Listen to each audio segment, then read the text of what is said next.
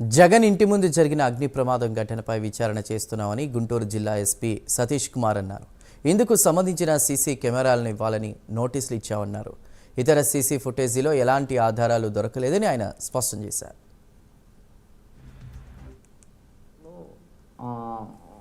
Fire incident 5th జరిగింది.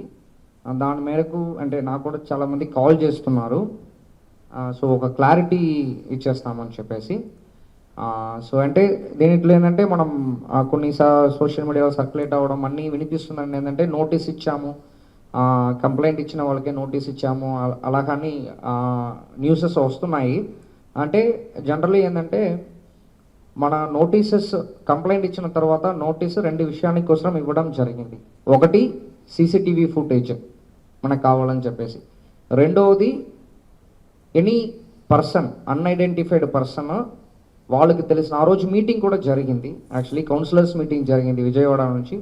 అప్పుడు వాళ్ళ దగ్గర వచ్చిన వాళ్ళు అక్కడ ఎవరెవరు వచ్చారు, బయటికి ఎవరు ఆ టైంకి ఉన్నారన్నది కొన్ని తెలుసుకోవడానికి కోసం మనం నోటీస్ అనేది ఇవ్వడం జరిగింది. దీంట్లో క్లారిటీ ఏంటంటే జనరలీ ఎవరైనా కంప్లైంట్ ఇచ్చారంటే వాళ్ళు ఎవిడెన్స్తో పాటు జనరలీ ఇస్తారు.